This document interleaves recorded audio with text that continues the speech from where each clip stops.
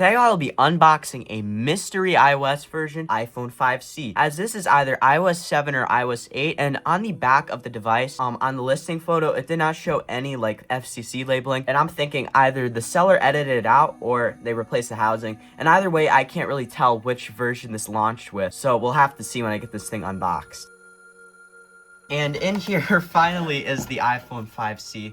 So let me get this thing freed. But here's the 5C. I have no idea if this will even still have a charge on it. I've let this thing out to sit for a whole month, basically. More than a month. I got this December the 4th, I believe I ordered this. And here's the iPhone 5C. It really does appear to have a swapped housing. Let's see if we got power, and it looks like we do. Okay, let's get this thing set up here. Okay. Alright, we got past that. Application services, set up as new icon. Said skip the step. Agree. Don't add a passcode. Use Siri. Don't send. Alright, this is definitely iOS 7, but it randomly just shut off on me. You can tell just because this passbook and this control center means it's iOS 7. Now, what version of iOS 7 do we have? We have to check. And alright, we have 7.1.2 right here. Now, iOS 7, of course, is very exciting, as this is what exactly I was looking for with this device, just because of the font and how it looked, because that is Helvetica Canoe on the setup screen. And yeah, I'm very happy that we got iOS 7. Now, I think this thing has a cooked battery, so I'm just going to let this sit to charge, maybe recalibrate a little bit. Same thing with this other iPod 4 I just unboxed a second ago.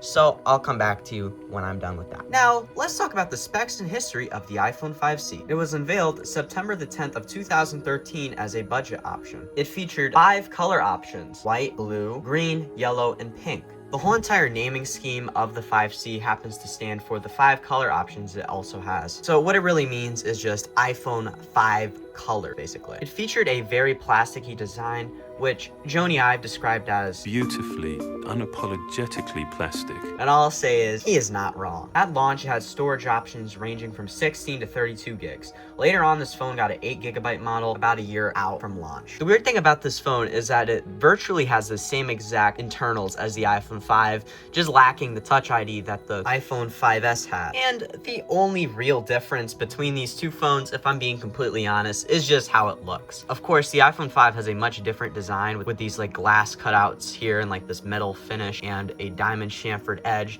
but the 5C on the other hand just has this all like plastic shell. On the 5 you could choose between a white screen bezel up here and a black screen bezel. On the iPhone 5C that is not an option, and it also lacks that whole entire diamond chamfered edge design, and it just kind of overall feels a lot less premium. And if I'm being completely honest, this is the exact reason why the iPhone 5C is considered by some to be the worst iPhone ever, because effectively it's just an iPhone 5 re-release with a much less premium looking design. If you go back and look at the keynote where this phone was announced, all they really talk about is how colorful and how beautiful it is. So that kind of just confirms what they're saying, and that's about it really. They don't even really mention like any new internals or anything with this thing. Since of course this phone features the same internals as the normal iPhone 5, it of course ends on iOS 10, where it really does not run that well. And also, since it features the same internals as the iPhone 5, that means it technically can run iOS 6 because it uses the same A6 32-bit chip architecture. I mean, people have done it before, but the touch drivers are pretty broken, so it's not really usable whatsoever. But it's just another thing that you can do that's pretty cool with this thing. The camera, of course, is the same, and this one has like spots inside of the camera, which is very weird. I've tried cleaning this out, but I think it's inside the camera lens itself, which is very weird. But it is a standard 8-megapixel 1080p camera, and the selfie camera is a standard 1.2 megapixel camera. Now, onto like pretty much the only internal difference between these two iPhones. The 5C has a slightly better battery, and it's not even that much of a difference. It has a 70 milliamp hour increase on the 5C versus the 5, and this also happens to mean that this is overall a bit more thicker if you like take a look at this, and I don't know if it's very visible, but this is definitely slightly thicker. And it overall also has like a more rounded design, which is pretty interesting because that was before the iPhone 6 had released and everything started to get more rounded off. So you kind of had like a more rounded off iPhone design in 2013, which is pretty interesting. The design also featured this more like I don't know how to describe it, but like pill-shaped volume buttons, which is kind of reminiscent of what the iPad mini first generation had. As you can see, it features a more pill-shaped volume button design here. Now, onto iOS 7. iOS 7, of course, brought a massive flat redesign, moving away from iOS 6's skeuomorphism. If you do not know what skeuomorphism is, it's basically a virtual design that mimics real-life objects. This can be seen in something like the Notes app. As you can see, it really looks like a real notepad. And something something like this camera icon right here, which has a more realistic camera lens type thing here. And actually on iOS 26, the new one kind of mimics this, which is pretty interesting, but it's not quite skeuomorphic just because it's a little bit more clay-like and pneumorphic, but it's still pretty cool that we got that today. Now, let's look at the same things, but on iOS 7. So let's take one look at this Notes app right here. It's much flatter. It does not have much texture, but a quick note about early flat design is that it still has some bit of texture. On modern versions of flat design, especially in iOS, it lacks any texture whatsoever. But if we look deeply into the actual Notes app on this thing, you can very much see that there's some sort of depth and texture there, but overall it is much more flat and really does not mimic anything in the real world. And this camera right here, that really does not look like a real camera whatsoever. Now, you may ask, why did they do this? Now, I have told this story before, but let me keep it short and quick. With the release of iOS 6 a year prior came the release of Apple's own Maps app. As before, the Maps apps on iOS 5 and below were powered by Google Maps. This Maps app was released in a severely undercooked and disastrous state. The lead dev of Apple Maps at the time and the main designer of iOS 6 who preferred skeuomorphism, Scott Forstall, was supposed to sign an apology for the disaster that Apple Maps was, and he ended up deciding to not sign the apology. The result of this was him getting fired and Joni Ive becoming the new designer. And Joni Ive preferred a more minimalistic, flat design. And of course, thus came the very radical redesign of iOS 7. Now, on to some other features that aren't the actual design, like the control center. On iOS 6 and below, we had this very basic multitasking where you could only do a couple different things in here, where I can play my music or go on to the next song or whatever. I can open the music app, rotation lock, whatever, volume. Now, of course, this was very bare bones, and all of the other normal, usual features were all separated into their own apps that you had to manually open and change. On iOS 7, all you gotta do to access all of these features at once is just swipe up. And there you go, you can see the control center.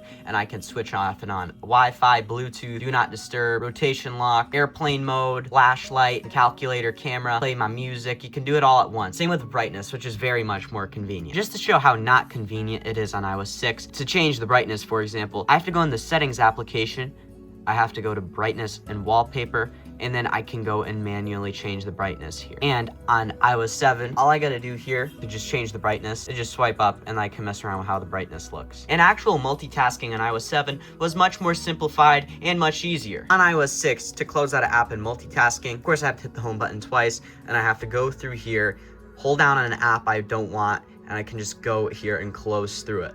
And on iOS 7, all I have to do this, of course, is press the home button twice. I can just swipe right out of an application just like this. For the first time, AirDrop was also added to iOS 7, which where you could of course drop your data to other people if they're on the same Wi-Fi or in the same area. In camera, I can swipe through all of the options very easily to change whatever I want, like video, photo, square, pano, stuff like that. Now, on iOS 6, it is not that simple, as you can see. And of course, the infamous activation lock was added, where if you have Find My iPhone on while you reset the device, you would be locked out. And now that we have gone over all the main new features, let's mess around with Siri and explore the device a little bit further. Since the Super Bowl is on right now, and I have it playing in the background, let's ask about the scores. Siri, what is the current score of the Super Bowl?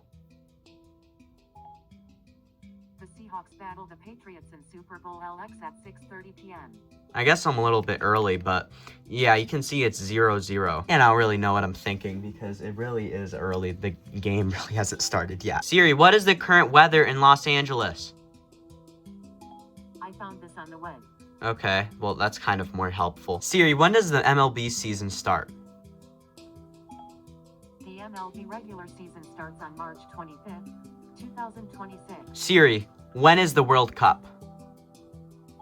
2026 FIFA World Cup is from Thursday, June 11th, through Sunday, July 19th. Okay, there you go. And Siri happens to work very well on iOS 7 in 2026, very surprisingly. So let's check out some other stuff in here, like the wallpaper selection. Of course, you have the dynamic wallpapers that were actually added in iOS 7. How it worked basically is as you tilted the device, the bubbles or whatever would move with you, and that's basically what the wallpaper is.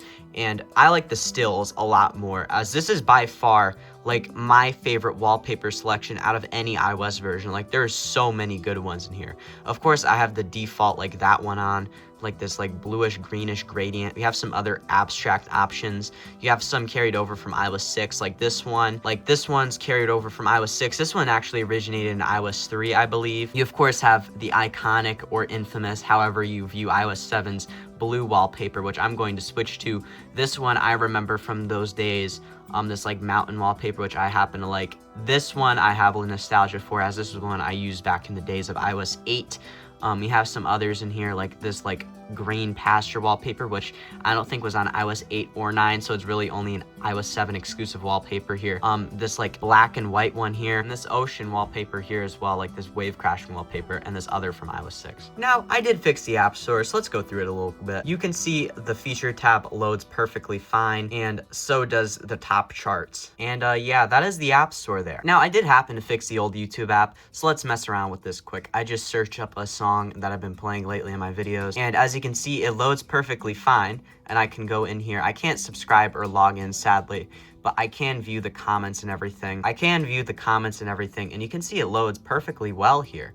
I'm gonna see if I can find my own comment. And with some copyrighted content, you may happen to get playback errors with Tube Repair, which is what I am using to fix the old YouTube app. So just give it a try the second time, and eventually will load. Let's check out the old calculator application here. As you can see, it's very flat here, and same with like everything else here.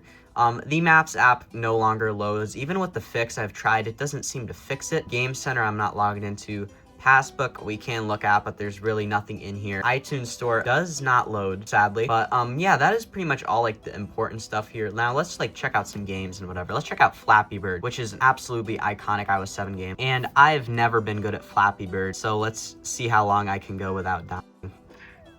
I got to 2. I'm not even going to play that because I'm just going to torture myself. Let's check out Minecraft. I always play Minecraft. It really does not matter. I did make a world just to like mess around with this when I first jailbroke this thing. And yeah, you can see Minecraft does not load the best because I have a newer version. If I got a more optimized version for 2013, it would probably run a bit better. But there you go. You can see Minecraft's up and running there. If you are curious what the iOS 7 era Cydia looked like, this is what it looked like. We can take a look at the classic clock application, and there's nothing really interesting in here. Now, let's check out the iOS 7 era ringtones.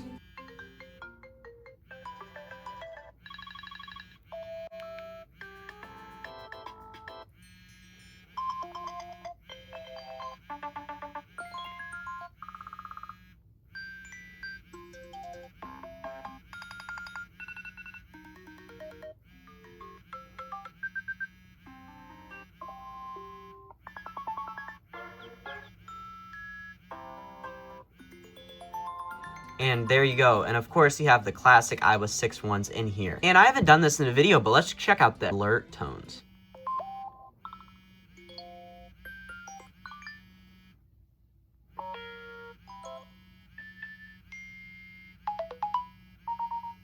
And of course, in here, you would have your classic ones like this one, or this one, or whatever, but there you go, you can see. All right, now let's get into the jailbreak process. Make sure to not skip, it's kind of interesting. So I'm going to connect this 5C up into my MacBook right here. I'm going to drag restore.sh into the terminal for Legacy iOS Kit, which is a very powerful tool, and what it allows you to do is like jailbreak, save sh blob, so that's what we're going to be doing here. Since this is a 32-bit device, it's going to be a lot easier, which is good, because like usually on like 64-bit, which I've been messing around with a lot of 64-bit lately, there's usually like SCP issues on A7 and A8 where you can't really like restore if something goes wrong during the jailbreak process. So like as you can see, we can see like when this was manufactured and everything, and I can jailbreak the device also right from here, which is very nice.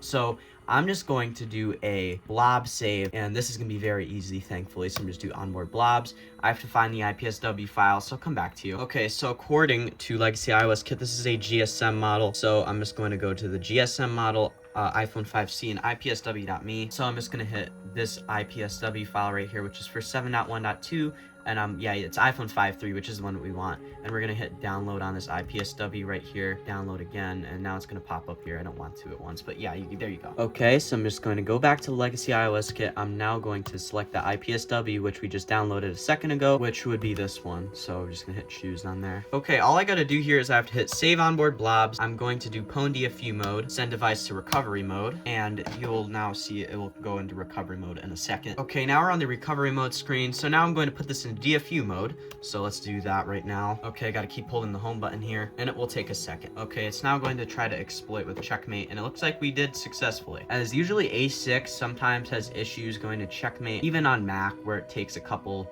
tries for it to actually successfully save blobs and stuff like that, or downgrade or anything like that.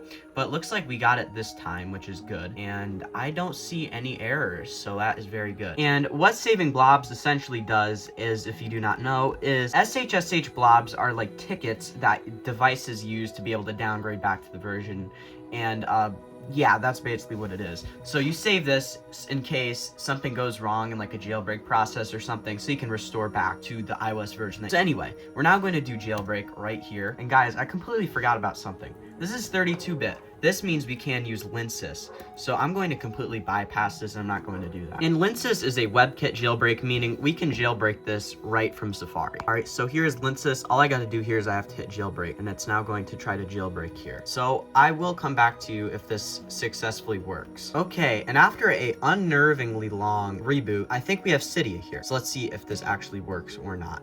That took forever. I thought we were boot looping for a second, but I think we're all good. But now, there's one thing about Linksys that I need to do here. Linksys is quite buggy and is not really compatible with AppSync Unified. So what I'm going to do here is I'm going to migrate this to Pangu 7's Untether, basically. So I'm going to add Luke ZGD's repo into Cydia. Okay, so all I got to do here is I have to install Pangu 7's migrator. So this is also going to install the Untether for Pangu 7.